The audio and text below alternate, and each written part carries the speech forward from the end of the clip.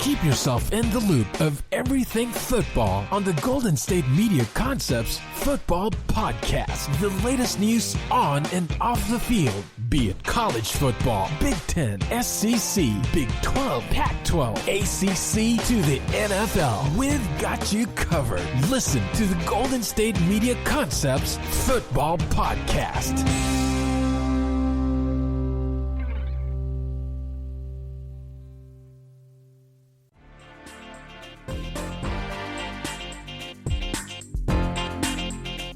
Into the GSMC Football Podcast, right here on the GSMC Podcast Network. It is your host, back again, Brice Lewis, to talk about the crazy week that was week 17 of football, and then also Black Monday as all the firings and has happened as far as we know and up to this point while this is being recorded. And there may be still some coaches that may be on the fence with firings. We're going to talk about that today on the podcast. Thank you for tuning in. Thank you for listening. Thank you for letting me be part of your day. So, today's show, we're going to get into all the firings so far that we are aware of. Plus, we're going to also talk about every job opening, and I'm going to talk about how each job opening, how attractive it is, why it's attractive, and, look into maybe potentially some candidates that could potentially replace or fill those jobs. Then we're going to also get into the crazy week of week 17, talk about all the results. We finally have our playoff matchup set up, so I'll talk about that later. I won't give my predictions, though, till the Friday show. And then we're also going to talk about other NFL news. And also, we're going to get into the college football playoff, as that was this past week on New Year's. So we're going to talk about the two games, Alabama and Notre Dame, and Ohio State and Clemson. So we're going to talk about that probably at the end of the show. So that's what I'm going to say. We have a jam-packed show for you today. Like I said, one more time, thank you for tuning in. So, we have, some firings, and I'll go ahead and update you guys. So, Anthony Lynn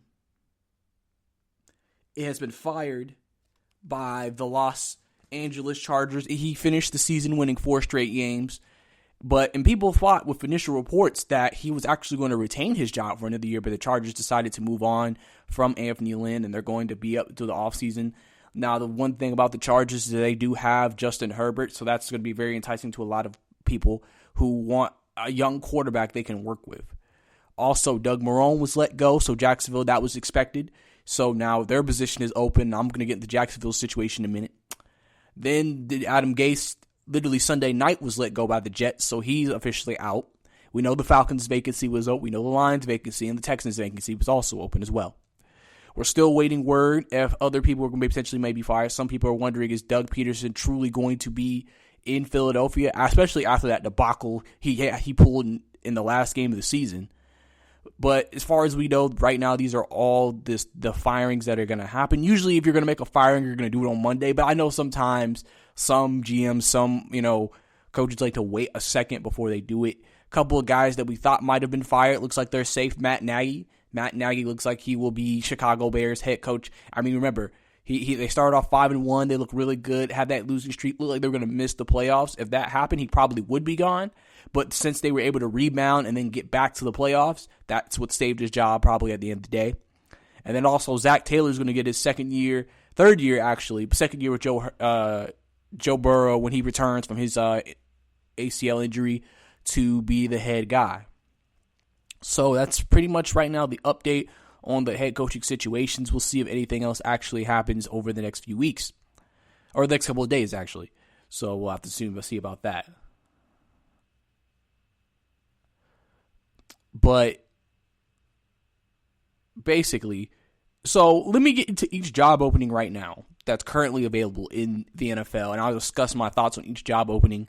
I'll discuss my thoughts on maybe who we're hearing connected to that job and give my thoughts on that as well. So we're going to get into the Jacksonville job first. And this has been a job that's been talked about by a lot of people as the most enticing job in all of the NFL. And you would have never thought a team like the Jacksonville Jaguars would be an attractive job. Really, if you remember all the years Jacksonville's had to replace coaches, you've never looked at Jacksonville and said, wow, this is a great job. Now, Doug Marrone has done a great job for what he's done there. He did lead this team to an AFC Championship game and was only a quarter away from making it to the Super Bowl with Blake Bortles as quarterback. So we can't sit here and make it seem like he didn't do anything in his tenure. But after that, they fell apart and they fell off. So which led to his firing. So one thing that makes this job very enticing is that literally in this draft, we know who's going number one. Trevor Lawrence. Now Jacksonville is number one.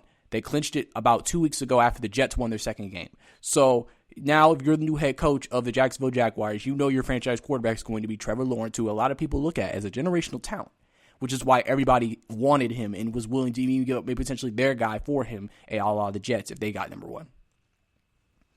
And so, with that situation being known, they also have $100 million in cap space, which is also one reason why it's a very enticing job. Because now you can really change this roster on its head. You can get you a franchise quarterback, and you have 11 picks in this year's draft. So Jacksonville, in terms of capital, can really 360 change this team in 1 year. This could be a quick fix if the right moves are made. And I think that's one of the reasons why this job is looked at as such a enticing and appealing job to a lot of people, because of the fact that, hey, I have a chance to get a franchise quarterback. I have a lot of money to shape this team the way I want it. I have the draft capital to draft the guys I need after the franchise quarterback. Jacksonville will definitely be a different team next year. Now, they have some young guys this year that they liked. Robinson, the running back, he played very well. I know he was very good in fantasy this year. He's probably one of those guys who's going to be a part of that future. And literally, I think that's why the job, I think, is going to be very enticing to a lot of guys. Usually, most teams, through the history of head coaching firings and hirings, if you had a defensive guy, you usually go offensive. If you had an offensive guy, you usually go defensive. It really just depends. Jacksonville, I don't know if they're going to do that, because there's a big rumor that Urban Meyer is willing to come out of retirement and join the Jacksonville Jaguars and be their new head coach if he gets $12 million a year. That is his asking price if he wants, because they said that the Jags are targeting Urban Meyer. Urban Meyer, reportedly, $12 million, he'll become the new Jacksonville head coach. So that sounds like that's if Jacksonville's willing to pay that kind of money, it sounds like we may already have our first vacancy already filled. But also there's rumors that Jacksonville, if that doesn't work out, may look into head coach of Ohio State, Ryan Day. He may potentially be the guy. Or Pat Fitzgerald, a guy who's been gaining a lot of traction, the Northwestern head coach, and is getting a couple of interesting looks from the NFL in terms of interest in becoming a head coach. So that's one team that I think looks like the most enticing head coaching vacancy, and is very popular to see, what's going to happen. And then the next job, we have the New York Jets. The Jets are a very interesting situation. So the Jets have Sam Darnold, who some people have soured on and said he's not that good. Some people feel like with the supporting cast and Adam Gase and the coaching he's gotten, he hasn't been given the best chance to be good in his first 3 years. So it just depends on what side of the Sam Darnold fence that you want to be on. But basically the point is, the Jets job isn't looked at as the most enticing job. But the Jets do have some cap space. They did have a couple of players opt out, like one of their best defensive players, if not their best defensive player, C.J. Mosley. They did trade Jamal Adams before the season started. So if we're going to talk about the Jets job, I'm sure, even though they went offensive, I wouldn't be surprised if they went offensive again. But they find a guy who may be a little bit younger. I think this might be a good year for younger candidates. Now, we do hear that the head coaching candidates this year aren't as surefire as previous years. There's not that one surefire candidate, but there's a lot of good candidates. And so the Jets are going to have a lot to pick from. Maybe potentially Titans offensive coordinator Arthur Smith has been someone who's been picking up a lot of interest from NFL teams. He could maybe be in the cards for the new coach. We're seeing what he's done with Ryan Tannehill. Maybe the Jets may sit here and say, well, we'll see if he can do that with Sam Darnold. So that is a potential move that could be made there. And, the Jets obviously have to make a decision with the second pick of the draft. People are wondering, do they go quarterback still? Do they go Justin Fields or Zach Wilson and say we're going to go with them over Sam Darnold? Are they going to go offensive tackle with Swell and go ahead and assure that offensive line to protect Sam Darnold? That's going to be the big question for them. We'll have to see what moves they make during the free agency, because this is one thing I always say we kind of forget about. We look forward to the draft now after the season starts with the current rosters constructed.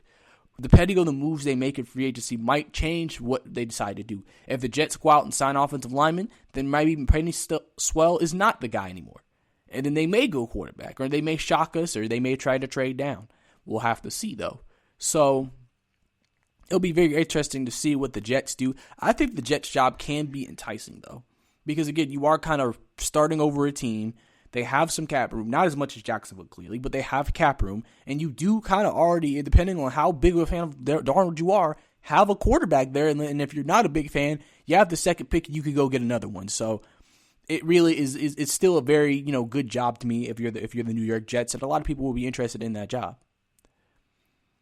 Then you have the Atlanta Falcons. Now, the Atlanta Falcons are a very interesting job because you have to look at the fact, because you have 36-year-old Matt Ryan. People are wondering if this will be his last game played in Atlanta against Tampa Bay.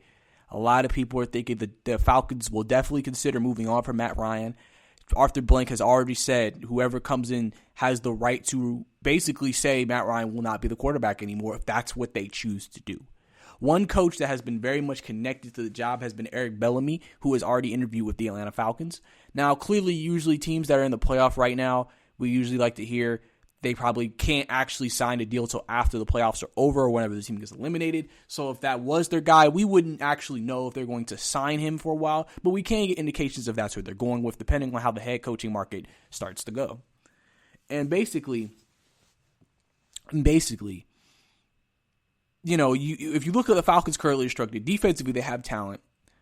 You can see by the last few games, there's still some holes that need to be filled. Offensively, it's the same way. This roster, the issue with the Falcons' job right now is the Falcons don't have a ton of cap space. And so you can't really maneuver too much. You have to be really good with your cap situation to maneuver this roster and get the players you need. That's why they were talking about, would they move on from a Julio Jones? Would they move on from a Matt Ryan? Todd Gurley could be a cap casualty.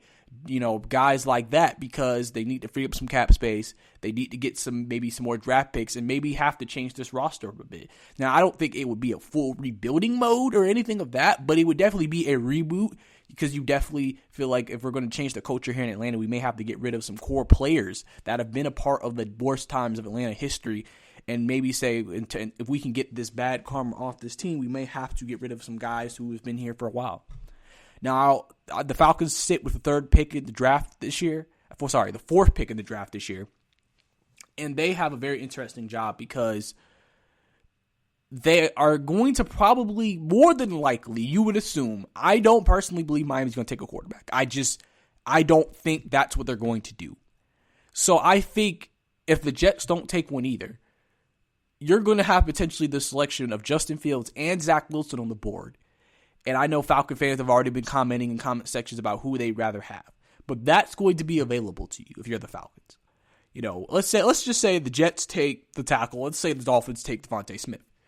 So it feels like it has to be a quarterback, because would you potentially take a Micah Parsons from Penn State to get another pass rusher? Would you potentially take, Patrick Surtain the second? I mean, these are guys that you could take on the defensive end, but is it really something you need currently, or is that something you could solve through free agency, maybe through a trade? And so that question is going to be talked about a lot in Atlanta, about what they decide to do there, because that's going to be the talk until we get confirmation. Unless Matt Ryan is traded, cut, something, that talk is going to be all the way up to the draft. Because just don't think because Matt Ryan may be on the roster by draft time, that means he's going to be the quarterback. They could, I said I would not be surprised, even though a lot of people don't talk about this, if they keep Matt for one more year and still go with the quarterback just to have the next guy after Matt. So, that obviously to me would be something they could look into, but I know sometimes with new regimes, they really want to start over with their own guys, and maybe if that's something they want to do, I'm sure the Falcons could have plenty of people who would want to bring Matt Ryan in. He proved in the last 3 games of the season to me he still has stuff left in the tank, and so it's something we definitely can't overlook in those situations. But that's all the time we have here for this segment. Coming up next, we're going to continue with my thoughts on the current openings and around the league, and then we're also going to hop into some Week 17 talk. So stay tuned right here on the GSMC Football Podcast. Are you looking for help for your fantasy football team? Check out the GSMC Fantasy Football Podcast. Get today's best advice on who to start, who to sit, even who you should draft. From sleeper picks to red-hot lineups, they got it all covered for you. That's gsmcpodcast.com/fantasy-football-podcast. We'll cover traditional leagues, dynasty, PPR, even IDP leagues. When you need fantasy help, there's just one show to hit up. Don't forget to like them on Facebook and follow them on Twitter. Visit gsmcpodcast.com for more info.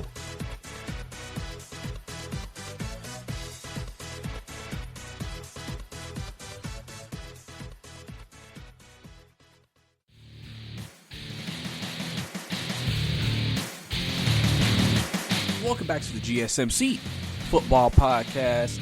Last segment, we discussed all the firings, or who was fired in the NFL so far in the head coaching ranks and on Black Monday. But also, I decided to discuss every job with you guys, talk about my thoughts on each job opening that's available. I was able to get through 3. I'm going to get through the rest, and then we're going to get to some Week 17 talk right here, this segment. But before we get into that, I would like to remind you guys, if you like guys to interact with us on social media, if you have Twitter, please follow us at GSMC_football, where we can talk about everything football related, college and professional, interacting, talk about, highlights, news, everything. I love to hear from you guys, see what y'all thoughts are from GSMC. So GSMC_football on Twitter if you want to interact with us there. So I've already talked about the Falcons job, the Jets job, and the Jags job. So now let's get into the Los Angeles Chargers job. So this job, that to me, is a top 3 most attractive job in the league. The Chargers have a very talented roster, but they kind of have the same issue the Falcons have had the last few years. They can't close games, and it feels like they lose games every way possible. But one thing that's going for this franchise is that they look like they found their franchise quarterback and potential, probable, favorable rookie of the year, offensive rookie of the year, Justin Herbert. Justin Herbert had a big offensive passing year with the weapons that they have in LA. This offense has all the potential to be a high-scoring offense for years to come with Justin Herbert at the helm. They have Austin Eckler, Mike Williams, Keenan Allen, Hunter Henry. They have a lot of good weapons. And defensively, they're not that bad either. They had some injuries on that side of the ball. They have, Joey Bosa there, able to get off the pass. So he had to deal with some injuries this year. And basically, this team is a very talented roster. You got a franchise quarterback. This is a team that a coach comes into a situation saying, if we could just make a few changes here, if we could just make a few changes there, change the culture, I think this team could instantly become a playoff team the next year. These are one of those quick turnaround situations. This is a quick switch situation. This might take a year or 2 or 3. This is potentially you could become a winning team within the next year. Now, the AFC is a very tough conference, a very tough division. So you've seen, obviously, with 8 teams having 10-plus wins, this is not a conference that you're going to win easily. And then the thing that also hurts LA is that they do play in a division with Patrick Mahomes and the Kansas City Chiefs. So they do play against the defending Super Bowl champions, and maybe after the playoffs are over, potentially a 2-time Super Bowl champion. So they're obviously going to have a hard, stretch and a hard, climb to win the division, but they have very much of a good chance to make the playoffs in the AFC. So this Chargers job, again, to me is a top 3 job, and I think a lot of people would be very interested in having this job. And then another AFC job that's up for grabs, the Houston Texans. So Houston, again, same thing. You already have your franchise quarterback in Deshaun Watson, so that's not the issue with the team. The rest of the team is the issue. We've already heard that J.J. Watt is not very interested in being a part of a rebuilding process. Obviously, J.J. being a little older in his career, he's looking to probably try to win a championship. So potentially this could be his last game as a Houston Texan this past week. Also, we know Houston has been the biggest issue for literally the entire time Deshaun Watson has been there, has been their offensive line. Now, they have Laramie Tunsil, who they haven't even given an extension to, which has been a head-scratcher for everything they gave up for him. But you have him. If they bring him back, that'll be big. He's a solid left tackle. But the rest of the offensive line has to improve and protect Deshaun Watson. If they don't protect Deshaun Watson's career could be over quickly. Not quickly, but ended earlier than maybe he could have stayed. Now, yes, Deshaun has had issues in the past holding onto the ball, but we know that's always been an issue that he's been trying to work on. Also, just overall, Deshaun has showed you he could work with a lot of weapons. we'll have to see how this receiving core looks. Trading DeAndre Hopkins wasn't the most ideal situation for, a lot of Houston fans who were very mad about that trade. But, Brandon Cooks and the guys they've had have played decent in their replacement of him. But I'm sure Houston will not hesitate to find another big play receiver this offseason. So, overall, this Houston job, again, is a good job. It's not a great job, but it's a good job. Like I said, I always say the positions, the jobs that are open that already have quarterbacks are never going to be bad jobs. Because I feel like the hardest jobs are the jobs where you don't have a quarterback. Because you have to figure out who that is, and you have to hope that you hit it. Because if you miss on it, you're probably going to be gone after 2-3 years, unless you just build a talented enough roster to carry the team to still have success, and then you get another shot and maybe get another quarterback. But usually if you don't and you're going into a full rebuilding process, if you miss on the quarterback, you're pretty much finished in the league, unless somehow there's promise showed. So Houston having a quarterback really helps them and gives them a fighting chance to potentially, have a chance to be successful. And the last job is the Detroit Lions job. And I think this job out of all of the jobs may be the most least desirable job because just the history of Detroit. So many coaches have tried to fix that organization. It's been a struggle. We thought Jim Caldwell had made some success going 10-6 in 2 back-to-back seasons, but still getting fired. So that's obviously one of the great, outcries and just outrages of this entire decade. Just the fact they let go of a 10-6 head coach. They found it seems like sometimes Detroit always has that 1 year where they do good, and it's like okay, they're on the upcoming, they're trending up, and then they go back to being Detroit. And so Detroit, the reason why this job is unfavorable is first the Matthew Stafford dilemma. A lot of people feel like it's around that time for Detroit to start over at the quarterback position, and Matthew Stafford is someone that people are expecting to potentially be available in trade talks this offseason. So whoever the new head coach is definitely will have a decision to make. Are you going to move on from Matthew Stafford, or are you wanting to get your own guy in there and potentially be the quarterback, to find the quarterback of the team? Now look at Detroit. Doesn't have a top 5 pick. So you would think the top 3 quarterbacks potentially could be gone unless they make a big trade up. So it'll be interesting to see what they may do. Now, there's still some other good quarterbacks in the draft. Mac Jones, Kyle Trask, Lance. Those are guys potentially that Detroit could still take later. Maybe keep Matthew Stafford for 1 more year to help them develop and then do that. But we'll have to see what the new head coach says. Now, they do have some favorable things. You got DeAndre Swift from last year's draft class. He looks like a very promising running back. Kenny Golladay dealt with injury issues, but when he's healthy, he's one of the better receivers in the game. They have some talent on Detroit. It's not like this team is talentless. It's just not a job that appeals to a lot of people. They have some cap room too, but it looks like one of those jobs is like you're going to try your best to try to put your formula on the team and see if it works. It doesn't feel like there's that one clear path to being, a really good team with Detroit. You just kind of got to work with it, see what works, and see if you can find some success from it. So I think that's going to be the interesting situation here with this Detroit job. But we'll see. Detroit, we'll see. Will they go offensively? Will they go to the college ranks? Those are all potential options they could go. So we'll have to see what Detroit decides to do next. And those are my thoughts on all the head coaching vacancies available. So there you go right there. But now let me transition into Week 17. So obviously we've had a wild Week 17. A lot of things were figured out. A lot of things were decided. A lot of playoff spots were decided. We finally know our seeding. We know our format for the playoffs. So let me go ahead and get into who are the seeds in the NFC and also in the AFC. So in the AFC, the Chiefs are the number 1 seed, so they'll get a bye week. The Bills are number 2. The Steelers are number 3. And the Titans are 4, the 4 division winners. The 5 are the Ravens, 6 are the Browns, and 7 are the Colts. Then we go to the NFC. The number 1 seed are the Green Bay Packers. The number 2 seed is the New Orleans Saints. The number 3 seed is the Seattle Seahawks. Number 4, the Washington Football Team. Number 5, the Tampa Bay Buccaneers. Number 6 is the LA Rams. And then number 7, the Chicago Bears. So, Week 17, I want to first get into, because I'm gonna get more into the overview of the week, but I want to talk about that Washington football game last night, or not last night, but Sunday night, with Doug Peterson pulling Jalen Hurts. A lot of people were mad about it. A lot of people were disgusted by it because they felt like Doug Peterson. It's crazy to say this, but people really feel like he intentionally lost that game. People really think he actually tanked that game.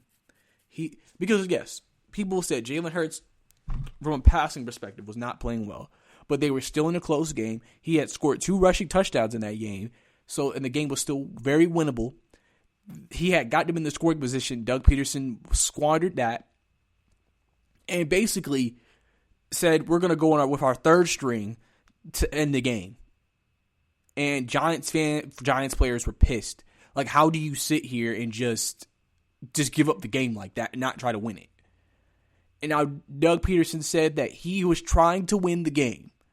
But a lot of people today are struggling to believe that based off that decision. It just doesn't make sense. It's one thing if y'all were getting destroyed and then it was just like Jalen Hurts was struggling. It was a one possession game, and Jalen Hurts against one of the better defensive lines in all of football, and you have a poor offensive line. What even though he didn't have the greatest numbers, was actually helping you guys move down the field against this defense. So it wasn't even like Jalen Hurts was playing that bad, where it wasn't like y'all couldn't do anything offensively. And it was just really, to me, I really sit here and I struggle with how, Howie Roseman could sit here and say Doug Peterson is going to be my coach next year. I really do. Because after that, I would have some serious discussions within Philadelphia's, front office if this is the right guy. Because he completely fractured his relationship with Carson Wentz, a franchise quarterback, a guy that you were supposed to nurture and help. And the fact that he got to a point where he was just like, I don't like how this is handled. I don't like this situation anymore. I'm out. I felt like Doug Peterson this year. I feel like I just feel like this is one of his worstest coaching jobs ever. See, last year when they were in this situation, somehow they were still able to get over the hump. Wentz played well with injuries, and people were like, wow, Wentz and Peterson able to overcome so much. And then this year, put into the exact same situation, they completely crumbled. And it was just like, what happened? And now you're telling me, listen, Jalen Hurts isn't going to say this because he's a professional, but I know he wasn't happy about getting pulled. And he probably looks at it and says, I don't know why I was pulled. But you're basically telling Doug Peterson, going into next offseason, hey, this is your guy. Jalen Hurts is probably going to be the guy. Now, it's interesting to me because he did make comments saying that he thinks him and Carson Wentz can get this fixed. So it sounds like Doug Peterson isn't giving up on Carson Wentz yet in their relationship, thinking maybe there's a way they can get it back on the same page. Now, obviously, if you're Jalen Hurts, you probably feel like, well, I feel like I've earned my right to potentially get a chance to start in this league. So I'm not saying, obviously, out of his first year, he's going to complain. But I'm sure there may be some people in that locker room that sit here and say, okay, we have 2 guys who could start for us. And if Wentz struggles again, you're going to have a quick trigger, right, to pull him, right? You can't sit here and say we're going to keep Wentz in there for about 7 games after struggling, right? So Doug Peterson has to be very careful, because if he makes any more bad moves, I'm telling you right now, if I'm Philadelphia's front office, I have to seriously consider firing Doug Peterson. But that's all the time we have here for this segment. Coming up next, we'll continue with my Week 17 recap, so stay tuned. Check out the show that's built on the MMA, from the UFC to extreme cage fighting. They got the fights covered. Check out the GSMC MMA podcast. Get the latest news on past or upcoming fights. Join us as we talk to and about some of the biggest names in the MMA, past, present, and future. When it's the fight game, there's just one show to check out. GSMCpodcast.com/MMA-podcast. Don't forget to like them on Facebook and follow them on Twitter. Visit GSMCpodcast.com for more info.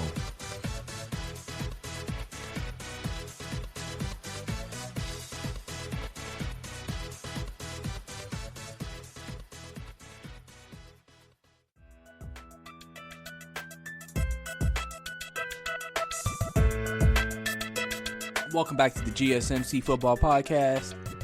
Last segment, we finished up talking about the remaining head coaching vacancies, my thoughts on those vacancies, and how appealing they are in terms of the overall jobs that are out there. I also talked about the playoff picture. I just gave a quick overview of who all is in the playoffs at what seed. And then we also talked about my thoughts on the Week 17 matchup between the Washington football team and the Philadelphia Eagles, and how Doug Peterson, I feel like, took that game from Jalen Hurts. And he basically sat here and said, I want to lose. I don't know, something a part of me just, the way he's been this season, it's almost like I feel like I don't want to say he doesn't want Jalen Hurts to be successful, but I just feel like he doesn't want it to be, over for Carson Wentz yet. Like, he still wants Carson Wentz to be the guy. So we'll have to see how that relationship and how it goes going into the offseason. So, but we're going to continue on with the Week 17 recap. So, here's the thing. I want to touch on Tua first before I get into anything else. A lot of people are souring on Tua after seeing what happened against Buffalo. And I just want everybody to just calm down. I feel like Tua showed promise. He didn't play well down the stretch. We can acknowledge that. We can sit here and say, yeah, he didn't play that well down the stretch. That's fine. But at the same time, we also have to be honest here. If you watch this Miami team, they don't have the greatest weaponry available to Tua. Offensive line, they're probably a good offensive lineman away from being a solid offensive line. They could be a little bit better in the running game. And I also feel like their offense is a little prehistoric. Chan Gailey, 68. There's a reason why you don't really see a lot of 68-year-old offensive coordinators in the league. I feel like Dolphins have some has a fix here to make. I think first they need to change the offense that they're running. They need an offense that goes and helps with the strengths of Tua. I also feel like if they improve the talent around him, that'll also help the situation as well. So, for me, I think we don't need to go over the top. People think, Tua doesn't have any arm strength. Guys, do we forget what we saw at Alabama? This man was slinging it everywhere. You can't just start slinging it everywhere in college, and now you can't sling it 20 yards in the NFL. Usually, you're able to see it in college. They are struggling to get the ball down the field. You didn't see Tua struggle to get the ball down the field in college.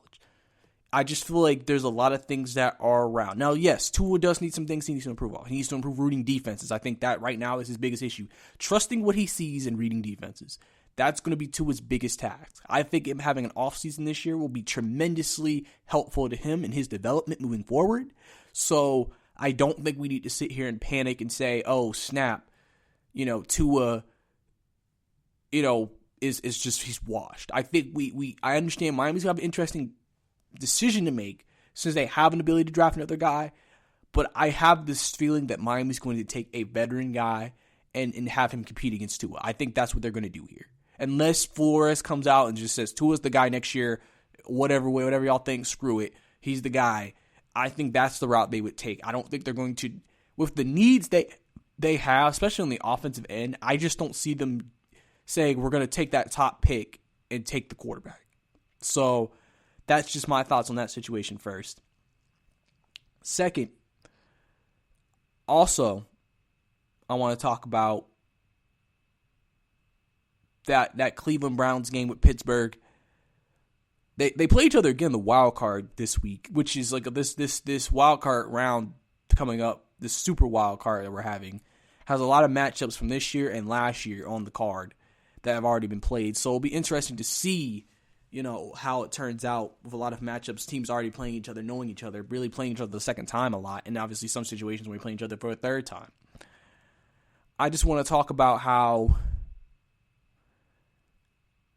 Cleveland, if there's one thing you need to improve next year, they have to start investing some money into the secondary. I found this out a few weeks ago. Nobody in their secondary is getting paid more than $4 million. It's one thing if you drafted a bunch of rookies and they're promising, and that's why. It's another thing when you just have guys back there who've been in the league for a while, and that's what you're paying them. Because Mason Rudolph came in there and almost beat you. And also, Kevin Stefanski, he's been credited with a great season so far. But he has to do a little bit better with his play calling. There is no reason why Baker Mayfield's throwing it that much, and you have a dominant running game. Run the football with Nick Chubb and Kareem Hunt, then play action with Baker. Baker should not be throwing the ball 40, 50 times. And if it's a high-scoring game where he has to, or the Browns are trailing so he has to, that's different. They weren't trailing. So I don't know why, if you didn't have to trail half the game, why you had to throw it 40 times. So I think that has to improve. And secondary-wise, I mean, the way Pittsburgh's been up and down this year, we don't know what we're going to get from Pittsburgh. You know, they played 11-0, then struggled, then they got some good wins to end the year. Then they obviously lost at Cleveland. It'll be interesting, that matchup, to see, because both teams have their issues. But I wouldn't be surprised if Cleveland upset Pittsburgh, and I wouldn't be surprised if Pittsburgh wins. It's just going to be a matter of just who comes out with the best game plan, who executes the best. But Cleveland's secondary is going to be an issue for them, and I think that's one of the biggest issues they need to come into this offseason trying to address. Also, want to give a shout-out to Tom Brady, scoring 43 touchdowns at 43. A lot of people felt like he couldn't do that anymore. Now, yes, Tom Brady has had his ups and downs this year. We are all aware of that. But he still has done what he needs to do. In an offense that scores points, he still has scored points. Tampa Bay is a very interesting team to me going into the playoffs because you've seen against the Falcons, against the Panthers, against some teams this year, the offensive explosion they can have. But we've also seen moments where they're offensively, they struggle. That's why I think, again, that Washington football team matchup might be a little closer than people think. I think Washington's weakness is their secondary. That secondary can be had, but that defensive line could cause Tom Brady and that offensive line some issues because they've had some issues this year protecting Brady. So I think that's definitely something we need to keep a lookout for. And listen, Bruce Arians, overall, as much as he's been critical of Tom at times, listen, you got 43 touchdowns from the guy. He's played well. Got to give him credit for that. So we'll see what Tampa Bay does when they get there. Green Bay also, I want to talk about them. They defeated Chicago. They have really showed the last couple of weeks. People wondered, is this another fraudulent team? Another fraudulent Green Bay team who can't play physical? And they went against a physical Tennessee Titans team and beat them in the snow. And then they went against a Bears team who, the Bears, they may not be the most explosive team, but they are a very physical team because that's how they have to play. They have to win ugly to be ugly. You're not a finesse team and win ugly. You're a physical team and win ugly. And they went against those two teams and they beat them both. I think Green Bay has taken a step forward in the right direction. I think Aaron Rodgers at this point will probably end up being the MVP of the NFL, and much deservedly so. He's had a great year. Devontae Adams has also had a great year as well. And I think there's a lot of potential here in Green Bay for them to make a long run. And we're going to have to see what happens. And then also, Cardinals. They were my wild card pick in terms of not like a wild card team, but they were the team that I was like, they're a team that could shock us. And at first, I thought I was going to be right. They went 6-2, 6-3. They went 6-2, went 6-3 to start the year. And then when Kyle Murray injured his AC joint, their offense changed and they couldn't do anything. And then they lost a couple of games. Then he got healthy. They won a couple of games, and then they lost the last two games. And what came back to haunt them is just Kyler Murray is obviously his health. Clearly, when this team, Kyler Murray is not healthy, they are not the same offense. Also, they improved defensively, but they still need to make even more of an improvement on the defensive end. And they need to be more consistent.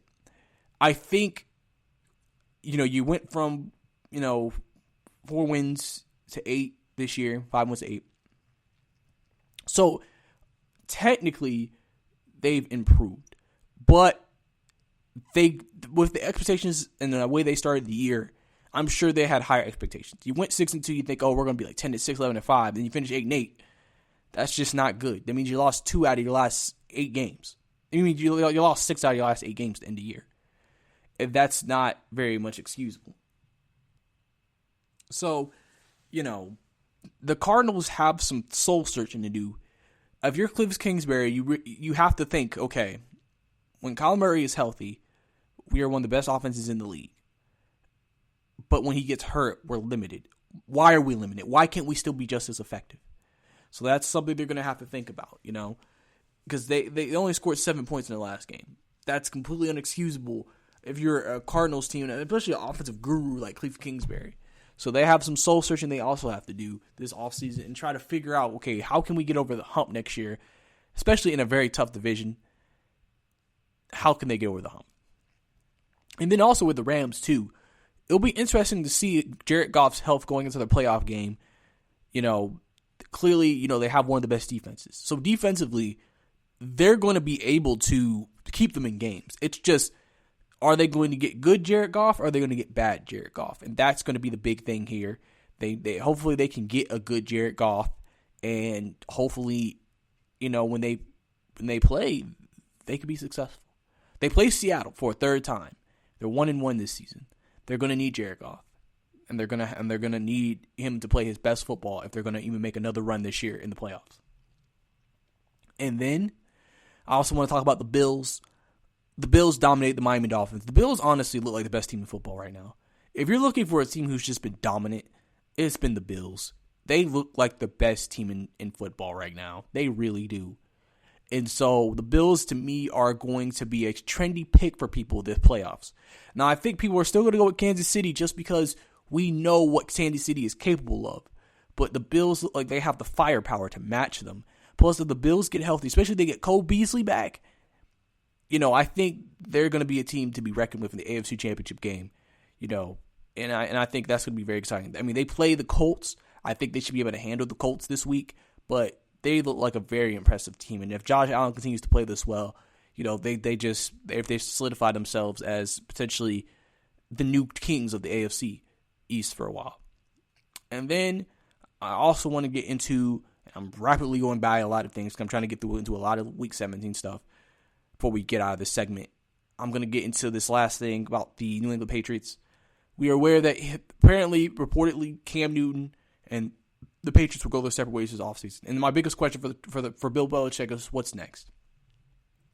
What are you going to do at quarterback? What are you going to do at wide receiver? How are you going to revamp this team? Now, defensively, I don't think New England's going to make too many changes. Remember, 6-7 players opted out this year. They're going to be back. So defensively, I think New England will be fine next year. They weren't bad this year either. It's just you and your offense is that anemic. I mean, you can only do so much. Offensively, he knows, okay, I may have to reinvent myself to get this offense back on track. And so it's going to be interesting to see how Bill Belichick tries to get this team back on the same page and gets them back to winning football.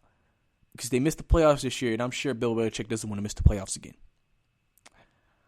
But yeah, I just did a little rapid recap of Week 17 for the most part.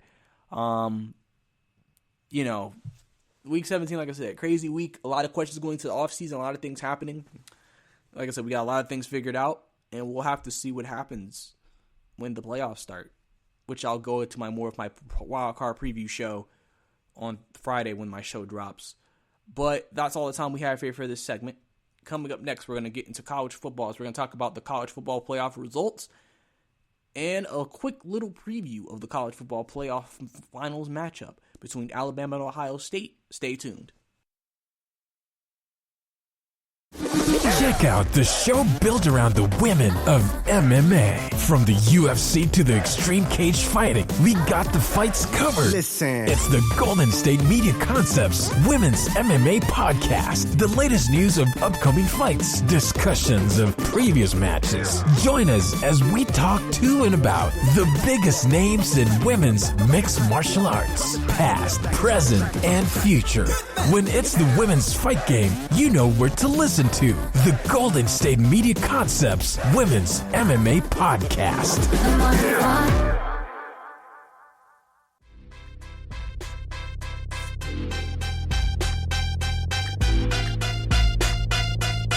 Welcome back to the GSMC Football Podcast. Last segment, I went through a very rapid recap of Week 17, just talking about a lot of different things during the Week 17 slates. Just talking about all that. Also, just want to touch on the season real quick and just say, people thought we wouldn't be here. People thought the season wouldn't happen fully. And we made it. And now we have about a month left of a stretch run. And we're going to hope for the best. And hope that COVID or anything of that nature does not ruin the playoff games. I'm sure they're pretty much NFL has gotten a handle on the situation. And we're going to hope for the best. And it's exciting to see what happens. Because a lot of people have actually forgot this one thing. But the NFL, people have kind of forgotten about it. But the NFL is going to 17 games next year. That's the plan. There hasn't been any. It was agreed on in the CBA. Now, there hasn't been any official word right now. Because they still only have 16 teams on the schedule next year. But they could add a 17th. So if the NFL might decide to maybe retract that, we don't know. But right now, still as we know, they're still planning to have a 17-game season. So remember, maybe in a year from now, the season, we may still have a week left going into this week. So because it'll be a 18-week schedule, clearly with 17 games. So it'll be interesting to see what happens with that. But now we've talked all football, all podcasts long, and now it's time for us to switch over.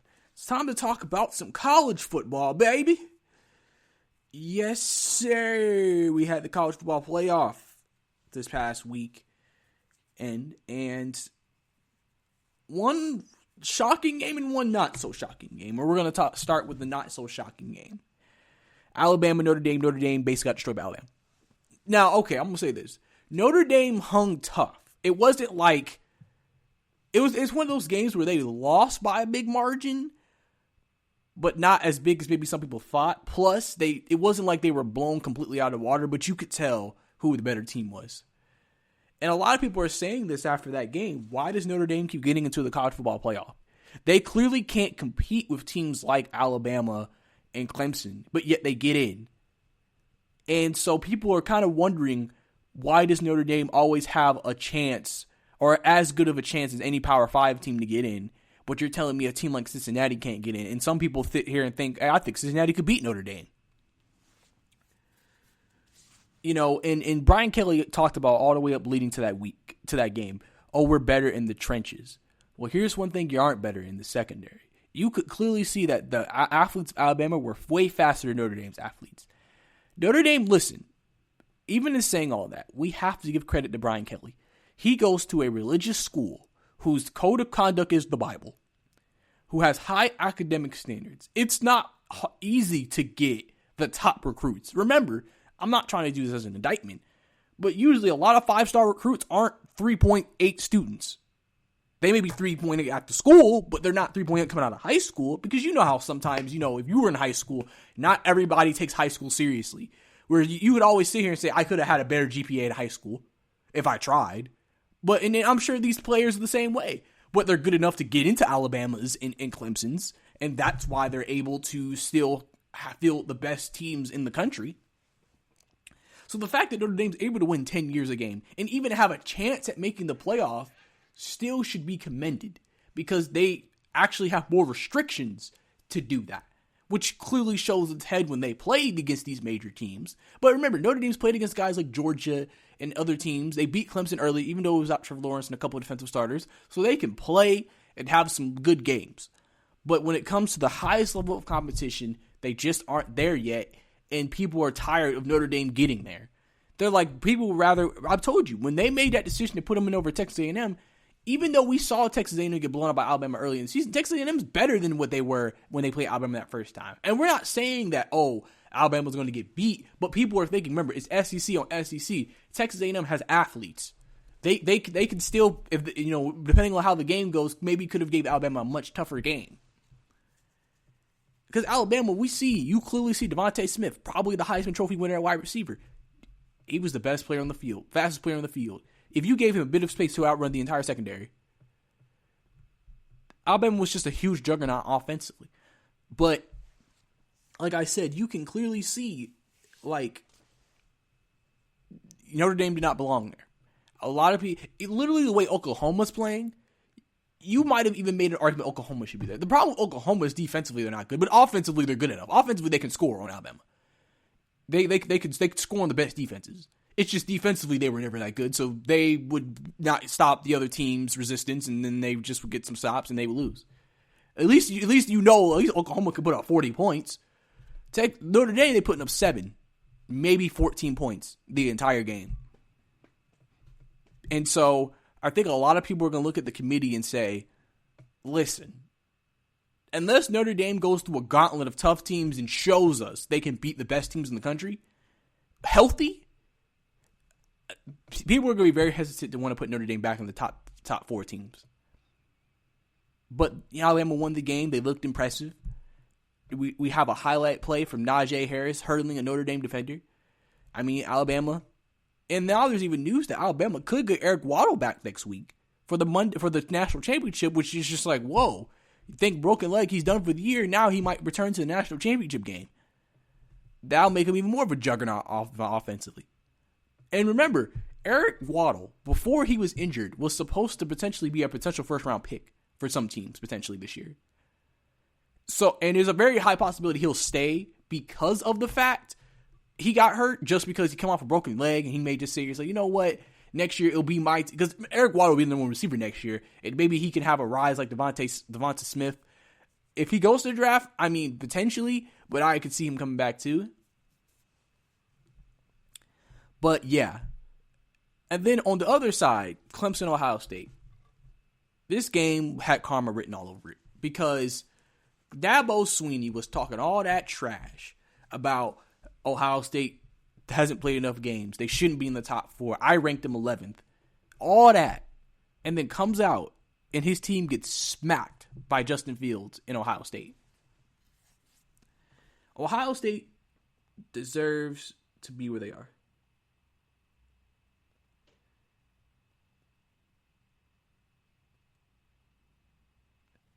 And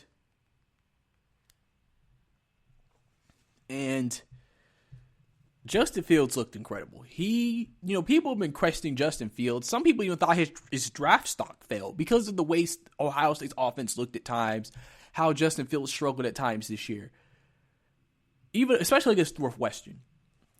And then this game came out the woodwork and just started lighting up Clemson with bombs down the field to Agave. He really showed everybody why he was always considered the second, even though you don't want to be the second best quarterback, but why people consider him the second best quarterback in this year's draft out of the recruiting class, with Justin, all of that, with Trevor Lawrence, all that, because he is a talent. And listen, Trevor Lawrence. One thing about this Clemson team that concerned me was their offensive line wasn't as good as it was in previous years. So Trevor Lawrence was getting hit more often, which was clearly exposed. And if there's one strength of Ohio State's team, is still their front 7. And then on the back end, people were talking about Ohio State's secondary. I didn't think Clemson's secondary was as good as it was. I mean, literally, because there's one thing about that Clemson game we have to think about. That the first time they played Clemson, the Notre Dame played Clemson, a lot of the people who were out was Trevor Lawrence in the front 7, not the secondary. But Ian Book was still able to have a big day. And I've just been concerned about Clemson. Clemson was one of the best 4 teams, but they didn't come off to me as a dominant team this year. They come off to me as just a very good team who plays in a weak conference. But they didn't come off to me as a dominant team. And so, unless Trevor Lawrence was on fire, I'm not actually surprised by this result. And then you added all this bulletin board material, talking smack about Ohio State. Ryan Day, I think, is a very good head coach that's underrated and does not get the appreciation he deserves. And he's proving it here. And listen, people were thinking, Ohio State's going to probably get ran out of the building by Ohio State because, again, people have questions about Ohio State's secondary against those Alabama receivers. And listen, it might be Alabama scores a lot of points. But listen, you just saw what Clemson... And remember, Alabama's defense is not the old Alabama defense. They could be scored on. Let's not forget Ole Miss dropped literally 50 points on Alabama earlier this year. So this defense can be had. If we see Justin Fields play the exact same way he played against Clemson, why couldn't he drop 40 on them or 50 on them? Why couldn't they? I think this game is going to be a very highly competitive game. And I think the thing we have to look at here is Alabama is, as far as we know, as far as Nick Saban stays there, is going to be one of the top teams in the country year after year. And there's always maybe that one year where you have that one team who could come out of the woodworks in the SEC and maybe beat Alabama. I always say every other year Auburn beats Alabama. They beat Alabama about a year ago, lost this year. So I would say right now, chalk it up next year. Alabama's going to lose to Auburn next year. That's always how it goes, especially if they replace Bo Nix at quarterback. But that's a different conversation for another day. But, Alabama, just the type of talent they're able to keep reloading. Remember, Najee Harris is probably going to the draft. Devontae Smith's going to the draft. If Eric Waddle still decides to go to the draft, that's fine too. Mac Jones is probably going to go to the draft. Their best offensive lineman who was out in the first game was going to the draft. They're going to lose a lot of offensive talent this year. So they may not be the same offensive juggernaut they were this year, but they're still going to probably be a top 10 offensive team next year, even with the new guys. And hopefully we'll be back under the same 12-game schedule, SEC championship game, playoffs. But both of these, and Ohio State's the same way. Ohio State, to me, they still have a lot of talent. A lot of people wondered if them playing 6 games hurt them, because sometimes throughout the course of a season as a football team, you develop, you get better together. And that's why teams sometimes play their best football at the end of the year, because you finally meshed. Well, Ohio State only had 6 games to mesh, plus they missed some weeks. So people wondered, were they ever going to be able to fully mesh, and was that one of the reasons why they struggled? But here's one thing you can say. Ohio State is definitely the fresher team. Remember, they've only played 6 games this year. So Ohio State's a little bit fresher and could go out there and play a little bit more harder. Where Alabama, listen, they're usually more physically better and tougher than every other team, so this may not even be an issue. But they have played 12 games this year. Only one less than they would play in a normal year. So they are definitely in a spot right now where, could that potentially play a part? And like I said, I expect Justin Fields to have a good day against this Alabama defense. I really do.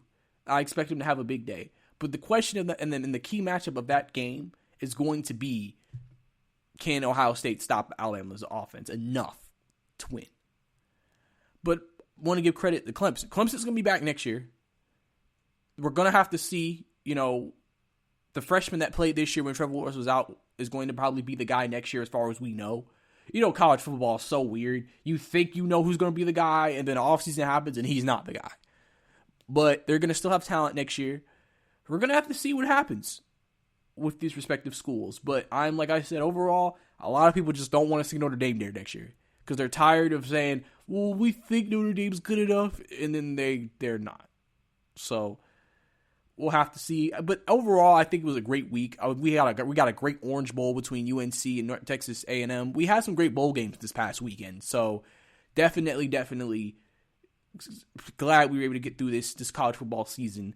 Even again with all the COVID protocol, I think we still had a very weird but good college football season overall.